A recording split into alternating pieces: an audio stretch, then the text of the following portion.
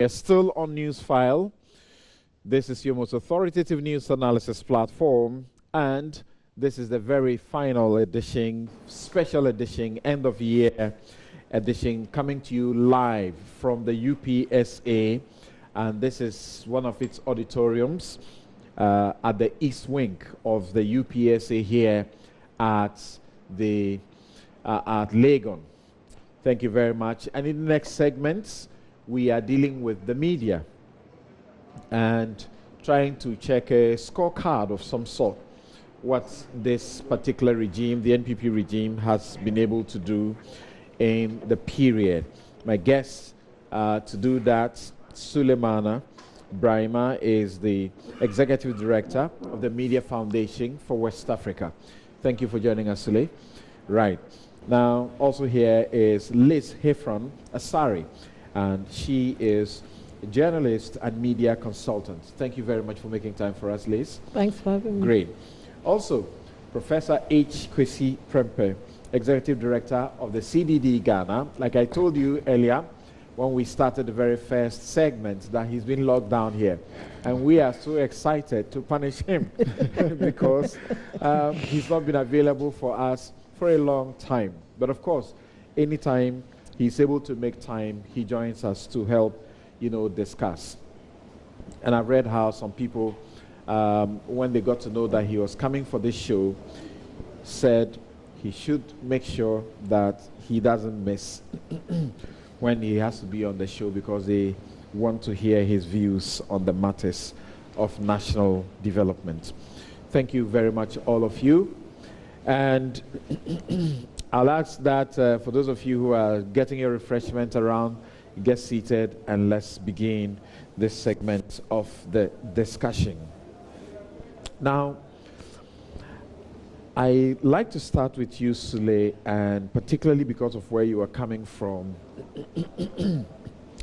It's on record that the country Ghana has not done too well as far as media freedoms are concerned. And the 2019 World Press Freedom Index ranked Ghana 27th. So we dropped some 4 places because we had 23rd at the last time. So having dropped 4 places, the question was, why is it that a country that is seen and acknowledged globally as having done so well in the media front will so quickly, within a very short space of time, drop 4 places?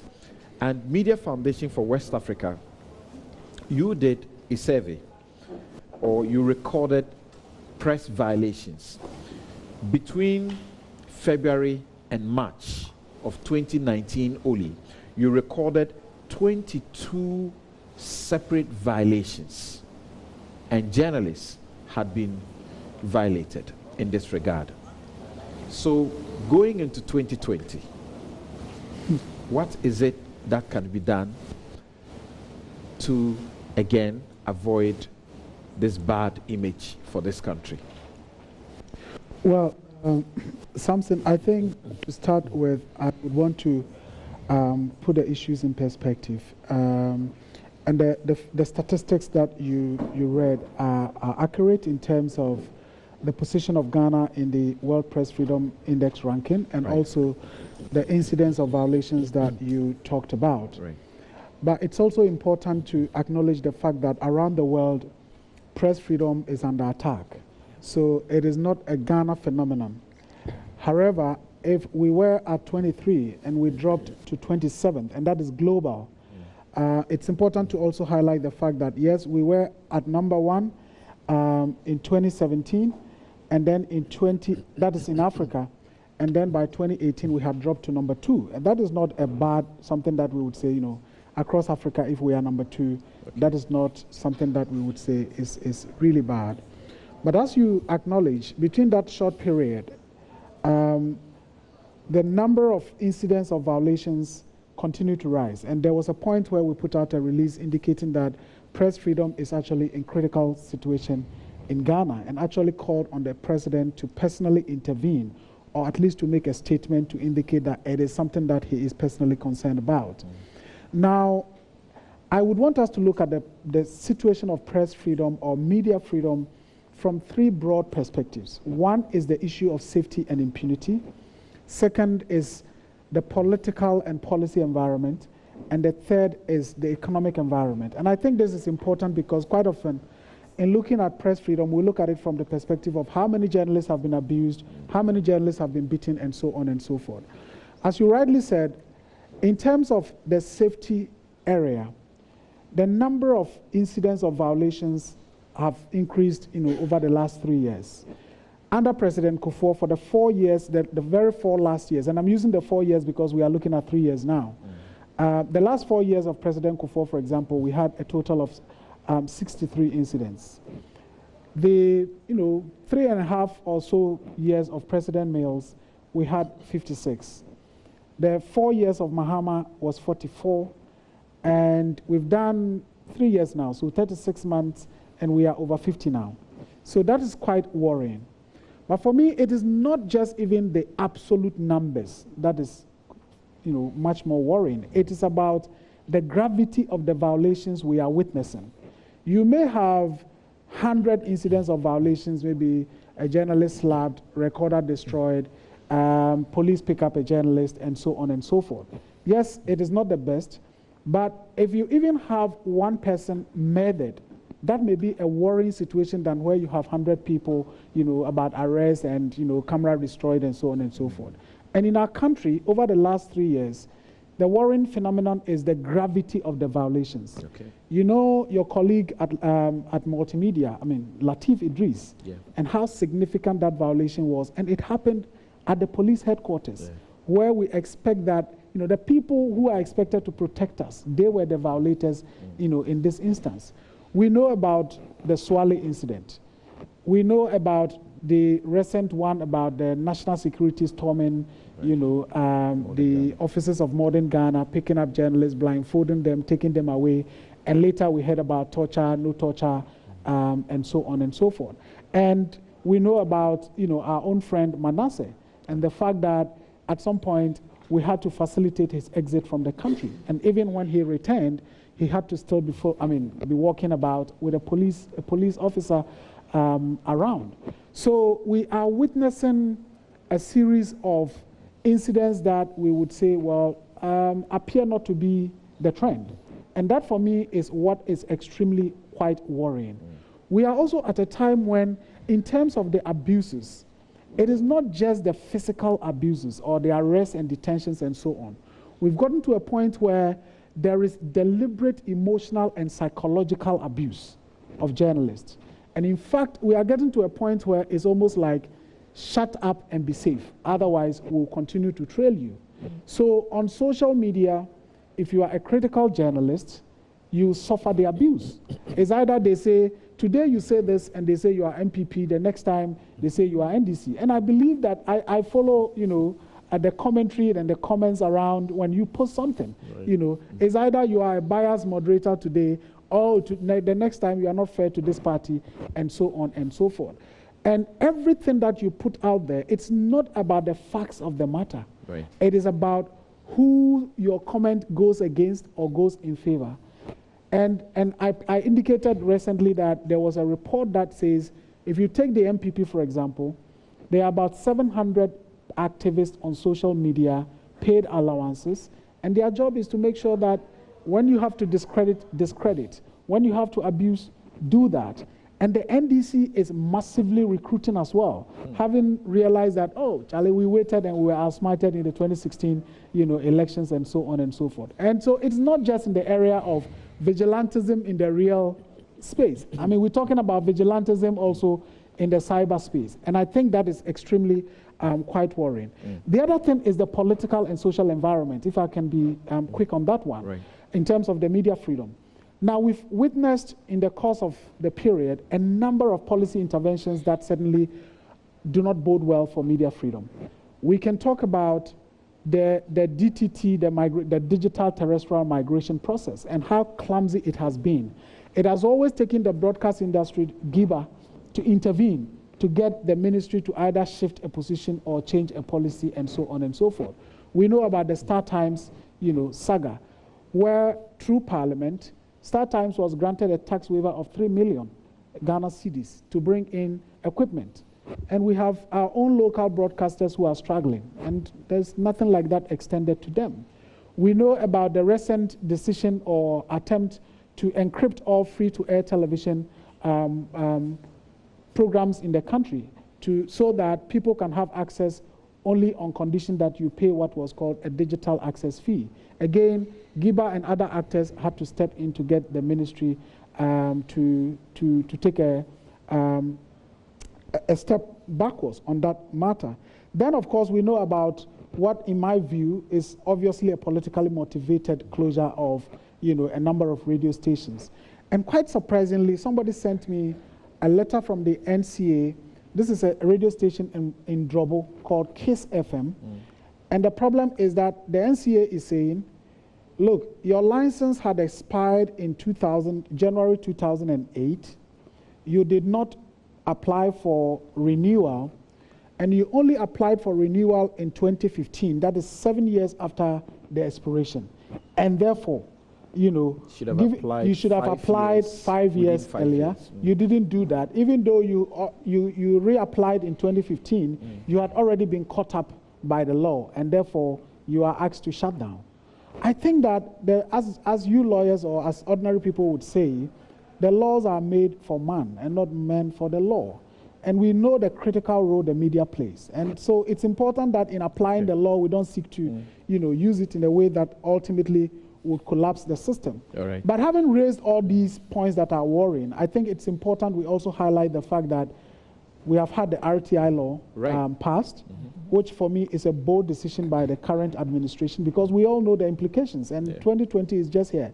Already some of us have lined up a number of requests that we are going to put before the various state institutions. So for me, it's a bold decision, and we need to commend the government for doing it. And I guess that as we go on, we would have... Thank you for that quite a tall list of the issues that we can look at in this direction. But Liz and Sule refers to what may have led to the World Press Freedom rankings, what may have led to Ghana falling 4 places, dropping 4 places. And always people point to the murder of Ahmed Swale at the start of the year in January. The question many are wondering, and what people are not satisfied about, is that since his murder, there doesn't appear to be a concerted effort to try to bring the perpetrators to book. So examples are being made. Khashoggi was killed. We know there were clear political connections to his killing in October 2018. As we speak, 5 people have been convicted. And still, we know that the international community and press, freedom fighters are not excited about even that. They want more to be done. We know that in Malta, Daphne, a lady who was also, assassinated through a car bomb. And because of which the country has continued to have demonstrations. Because recently, somebody who was suspected of involvement in it is said to have mentioned that the Prime Minister's Chief of Staff was involved in ordering the hit. They have come to a point where literally the government of Malta is to step aside for independent investigations. Otherwise, the government is a failed one. When you look and compare what happened here and what is happening across the globe, does it tell you that we are failing in trying to protect media freedoms? and journalists? To some extent, yes. But let me say that, like Suleimana has pointed out, press freedom is under attack worldwide. And it's because probably people do not want the media to go a certain extent into finding out certain things that are now becoming public. Because now the media seems to be on the scene of things when they happen. And when they happen, instantly it's out there and people get to know what is happening. With Swale's case, I have asked myself several times, is it that the media is not angry enough? Is it that we are not demanding enough? Is it that we are not trying to protect ourselves enough? Because if you think that after so many months, not even one person has been arrested, the next question is, who next? And if we are not careful, we are opening ourselves up. The media used to be closed and the media used to be together. Now, as a result of competition, we probably are pitching against each other, and in pitching against each other, we probably are not looking out for each other. In my days of reporting, I can say that we had guidelines and we had rules that we had to work by, and you had to study it and you had to go by it. And you had to make sure that your integrity, your credibility was such that nobody could just use you and leave you. Today, it seems to be a little different. And with the proliferation of media houses, with media pluralism, there's so many things that are being taken for granted, and so many things are just happening in the media space without, should I say, proper controls. And if that happens, then the question is, how far would we go as journalists to kind of like put our guidelines aside and just try and work, maybe for our stomach's sake, what we'll eat. Maybe we've become biased, so we have aligned ourselves to certain people and certain organizations and certain political parties. And therefore, anybody talking against those political parties, we're standing as referees, and we're standing and try and make it seem as if we are above the law, and that whatever we say must hold. I think that in the past, the National Media Commission, the Ghana Journalists Association, Media Foundation for West Africa, Frederick Ebert Foundation, held constant workshops to keep journalists on their toes as to what to do and what not to do. We know what is right, but maybe for some reason or for some sensationalism, we go out of that domain. And when we step out of that domain, we open ourselves up to so many things and so many attacks. So how do we as journalists, how do we as the media close our ranks such that we can preserve the freedoms that we have? And we should remember that our freedoms come with responsibilities. And if you're not responsible enough, then you definitely would have people target you and come at you. But then again, the Constitution kinds of gives us room and space to operate. I came with my guidelines for political reporting. I came with my guidelines of the national media policy. And we had to study these and know that you could operate in a certain space. Your rights, or my rights as a journalist, ends where somebody else's rights begin. So I have to work within that space. I have to work and make sure that as a journalist, I don't step out of bounds. If I step out of bounds, there are sanctions. I wonder how many of the journalists, the young ones that are coming up today, have studied the policies and know what to do and what not to do. I wonder if the NMC and the GJA are coming together to organize refresher workshops for journalists who are practicing to know where they should go and where they shouldn't go, what they should do and what they shouldn't do. And I think that if we do that, we probably will be able to protect ourselves better. There's somewhere in the political reporting guidelines that says that if you go into a party's congress, a party's space for reporting, you as a journalist become the responsibility of the party. So then the question is, how do individuals in that party assault you and the party is not held responsible? If I can find it, I'll quote it, I'll read it so we'll all understand. Okay. But let me say that even with the political reporting, and I think it holds with all kinds of reporting, whatever space that you enter, you're supposed to be truthful, you're supposed to be factual, you're supposed to be accurate. So we're supposed to give out the facts and the information to the public for the public to make up their minds as to what choices they want to make. The media today seems to be making the choices for the public. And that, to me, it's a difficulty. Leave the public to make up their minds after you've given them the information and the facts. Okay. Our opinions really as journalists does not matter. And I think that it holds today as it did yesterday. Okay. Our opinions as journalists don't matter. That's not what we are supposed to do. If you want to give an opinion, then you probably would come on Newsfile and want to do some analysis and say what you think should be.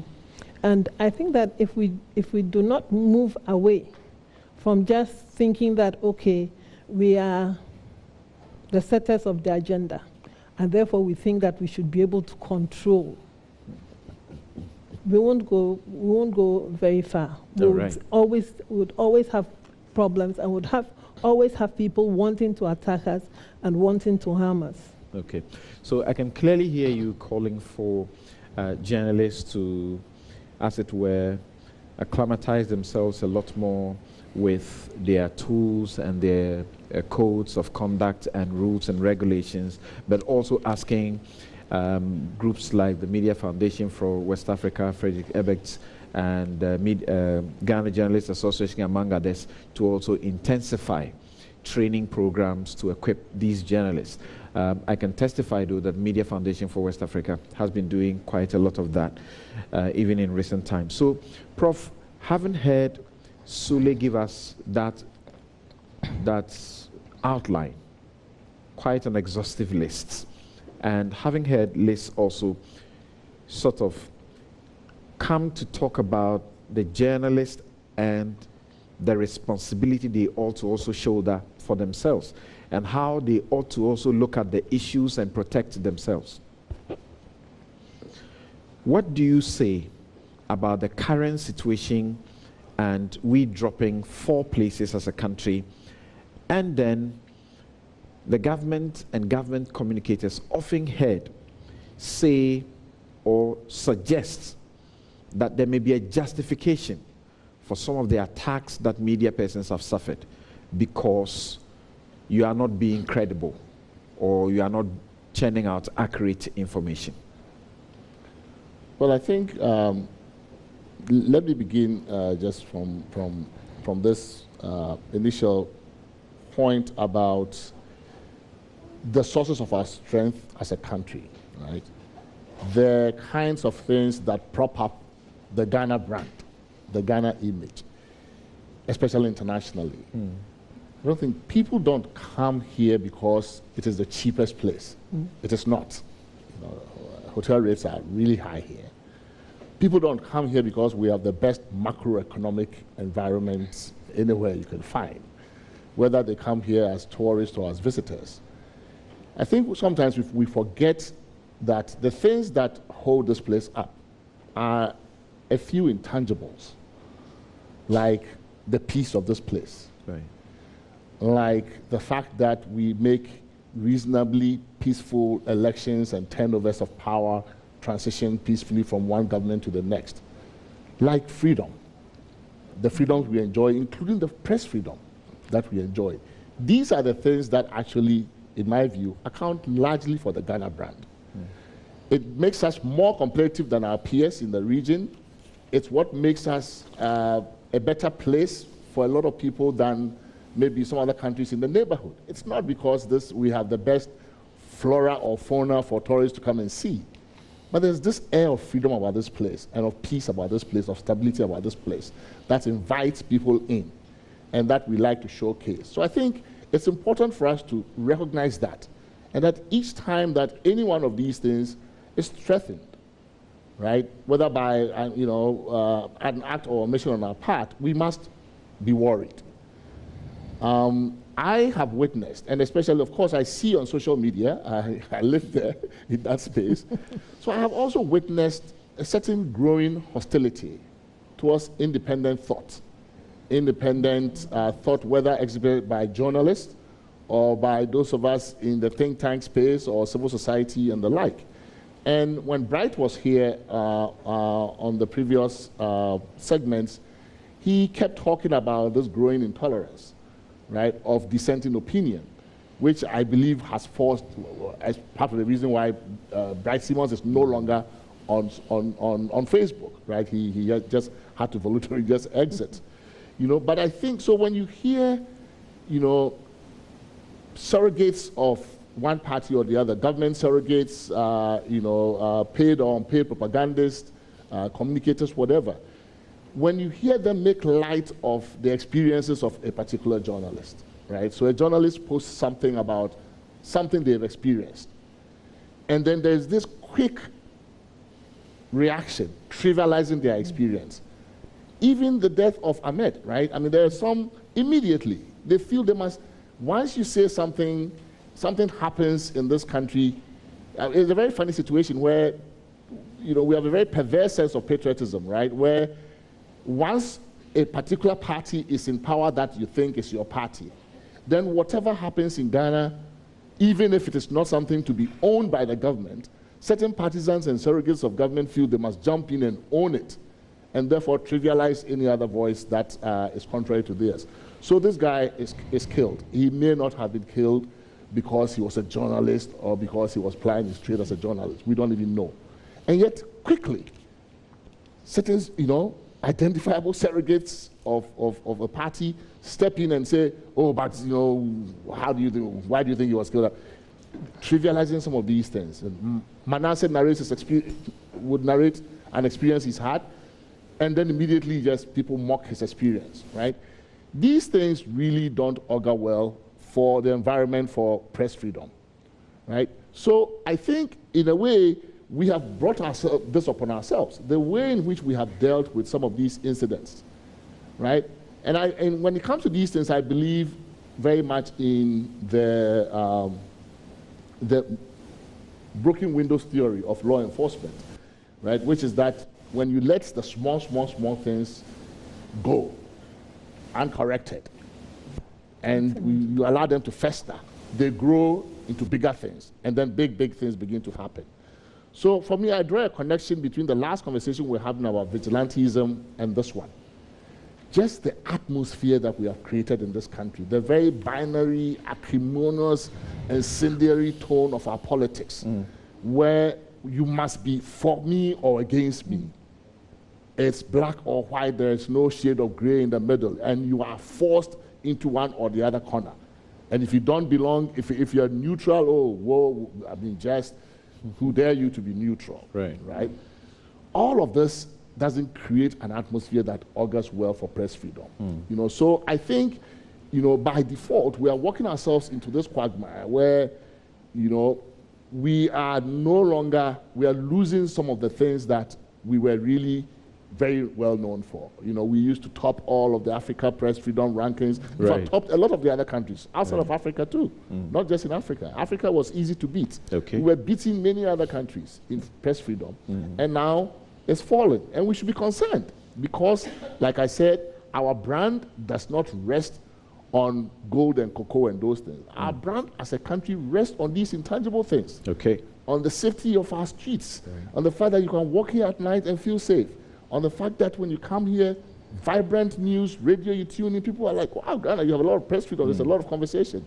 When we lose that, trust me, we're going to lose a lot of tourism, we're going to lose a lot of investors, right? But we're also going to lose what it is that makes this place. So I think I find it regrettable that we're seeing this trend, and whether or not its governments is actively pushing it or not. I think for me it's the indifference. The indifference, a journalist is killed. one of the ways you want to show that this is not politically motivated, you should be immediately concerned that people will draw inferences and make attributions. So one of the things you do to allay all concerns about that is to actually basically double up on the effort to find the source, be seen to be actively pursuing this murder, instead of having surrogates and other, paid communicators or other coming on social media to trivialize it and give other explanations for why this might have happened. So I think all of that is contributing to Thank you. This is what I'm going to do. I'll take 2 comments or questions from you in the audience. I suppose everybody is tired. We've been here since 9 a.m. So let's have one being here and another to the microphone over there. Yes, 2 questions or comments, and then, okay. I'm not getting any lady to put up their hand. I would have added. Okay, so let's do a maximum of 4. So 2 here, 2 there. Okay. Yes, let's start with you. Thank you very much. My name is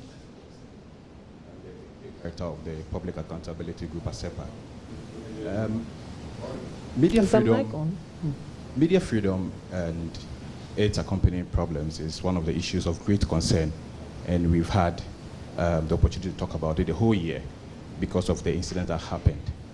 The panelists have raised a number of issues which they make sense, and especially the point that have to do with the media not being able to be principled enough to hold thoughts of our people and even our politicians. And I will attribute it to the fact that the people have not been fed with the truth. We have not been fed with the truth. I have a problem where journalists sit on programs, political parties, representatives or politicians make statements. The journalist knows the truth, knows that what this person is saying is the truth. But the journalist is not bold enough to hold up and say, yes, what you are right, you are wrong. And is afraid of being tagged. And we've lost a number of policies and great things in this country because journalists in this country have not been bold enough to stand up to it. Okay. And I'll give you an example. So that's a contribution. Yes, I think just one example. You remember the distribution of free sanitary pad program that was initiated by the previous government. It was a great policy. This year, an Ethiopian has won the CNN Heroes Award for the distribution of free sanitary towels to girls. We have a challenge in Africa, even in Ghana. Over 25,000 young girls don't get access, miss school because of sanitary pad. But we had politicians used media platforms to bastardize the program. And we have journalists who could not stand up to the truth about this program. And today, that program is nowhere to be found. Okay. And today, that program is being rewarded. Thank you. So I think our journalists... Thank you very much. So that's, yes, can we have you? Jacob Ishen is my name. Yes, if you can do it quick so that we don't, fortunately, I'm also a media person. Okay. Great. Listen, I see that the media is not angry enough to fight for themselves and fight for the individuals who are doing their good work. Because of I call it the new media, evidence are easily transmitted, like WhatsApp videos. Once there is empirical evidence of what is happening, defending it becomes very difficult. That is causing for that assault on those who have the fact. I had that this thing to tell some journalists that the best thing is once you get the fact, share it quick so that you not be the target. Once the video is gone, once the fact is gone, we speak to the fact. Okay. And at times we need to be strong and tell the people who are lying that please, the media is there to educate. If you don't have the facts, go and research and come. Okay. That will be the solution. Thank you very much. So obviously, the kind of journalist you're looking for, there's one standing by you. Let's hear. Okay, I just want to make a little contribution to one of the, or 2 issues raised by one of the panelists. One about the fact that irresponsibility on the part of journalists fuels these attacks. I disagree. We are not living in a jungle, and the Constitution has not made journalists untouchable. So if you feel aggrieved, you can sue the journalist for defamation. And if the journalist also feels aggrieved, he or she can also sue. So I don't want to believe, and I hear it a lot often these days. You find some members of government, when there's an attack, they go to talk about responsibilities. If the journalist says something or does something that is wrong, you can go to court and sue that person. There is nobody in this country, not even the president, has the power to raise or lift his hand against another person. So that one, I disagree. And also about the fact that journalists should not share opinions. And if you have opinions, not all of us are the likes of Kwaku who would have access to Newsfile. What journalists are not supposed to do is to mix opinions with our reportage. But once I have reported the news, I have the power to share my own opinion, whether on radio, television, social media, or even in newspapers. Thank you very much, journalists Manasseh. are not programmed robots. We can also share opinions. Thank you. Thank you, Manasseh. Yes, let's have you. I think it's quite worrying that journalists who more or less, you are like our watchmen, now are becoming targets themselves. And it looks like as a country, we are getting into this very dangerous path of impunity and some kind of tyranny, taking over.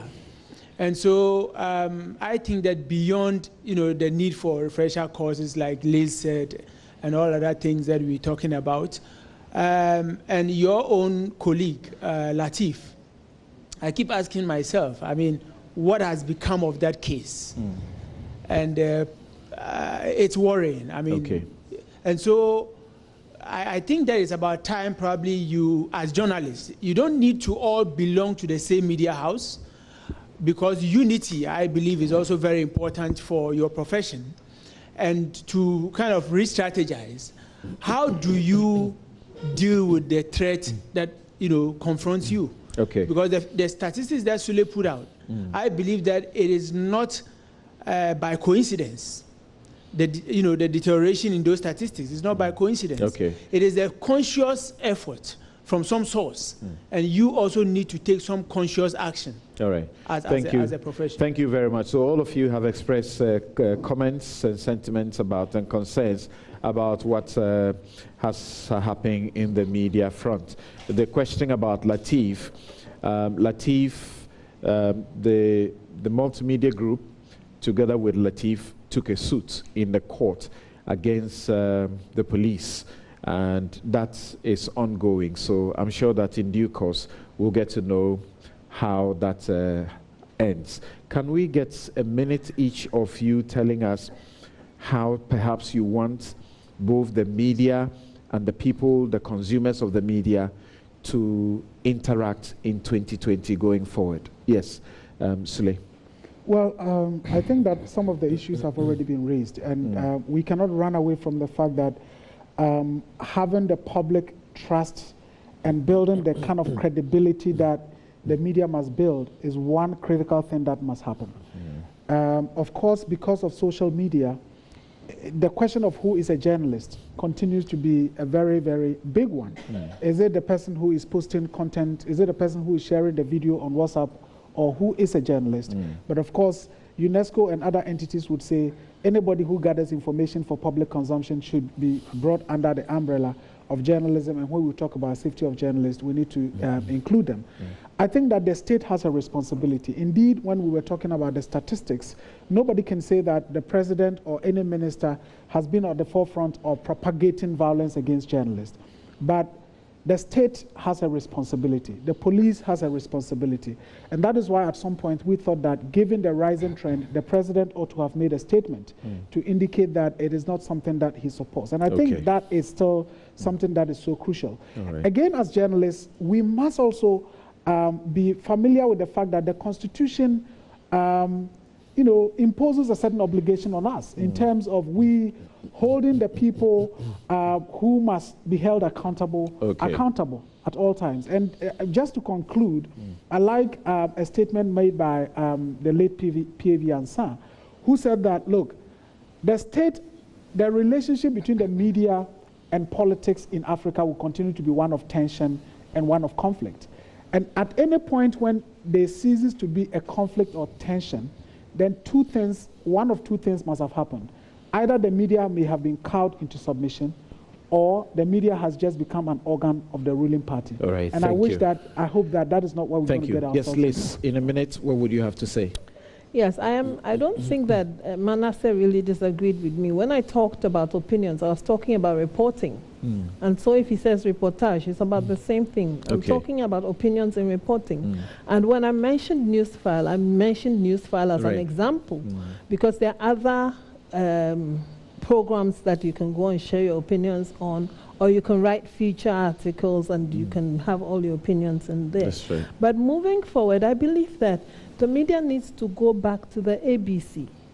You know, we need to be accurate, we need to be brief, we need to be clear. We need to say what we have to say. I mean, we don't have to mince words. And again, I think that the media needs to stand together as a body. We're too divided when it comes to working as a media. Maybe because we belong to various media houses, we don't see ourselves as one, because there is competition in there. But definitely, competition shouldn't divide us as a people, as a body. And I think that GJA needs to wake up. I think it has been in slumber for too long. There are certain issues that are raised that I don't hear the GJA's voice.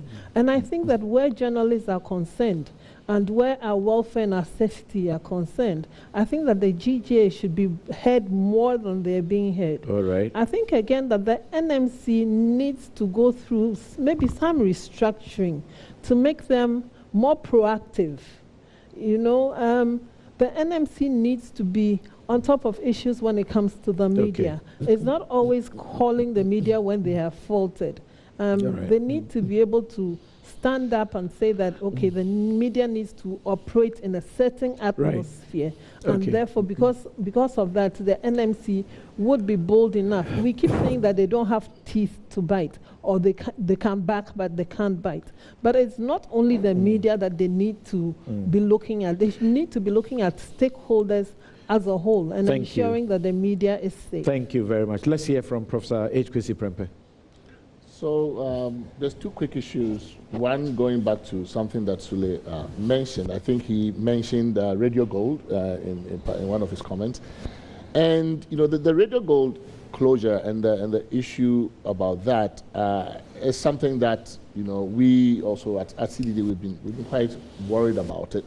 We understand the role of the regulator, NCA, in this, but when a regulator that has been basically sleeping on the job, right, immediately wakes up and gets very radical, you know, and begins to apply a law that it has not previously applied. You know, I think that, you know, there has to be some way of managing that transition in a way that does not give the appearance of selective justice or persecution of the kind that I think people associate with the action that has been taken against Radio Gold. Because if that is the most prominent opposition voice in the nation's capital, and it's all of a sudden closed, it is difficult to get the average Ghanaian to understand that politics has nothing to do with it. Right. So if this is going to be the new posture of the NCA, and of course other regulatory, other media regulatory bodies or media spectrum regulatory bodies do have similar powers, you know, of closing radio stations, usually for various reasons. You know, I think that that whole palaver, in my view, ought to have been managed. That whole transition from an NCA that was asleep at the wheels to an NCA that is going to be an activist NCA ought to have been managed properly, with considerably longer period of engagement with the industry, giving them, you know, much longer grace periods so that they can all be brought in line with the law. So again, I think I would like to see a resolution of that going into 2020, because I don't think that it augurs well for the impression that it creates. Then I think I've heard both Liz and Sule and yourself actually, and others in the audience talk about the media and its own responsibility and part of this, right? the part that connects again back to the NCA is about media ownership rules. That increasingly you see political ownership and essentially co-optation of the media space. You know, the fear that PAV and SAP have actually may well materialize if we don't sit back and look at media ownership rules. Is it appropriate for us to allow the media?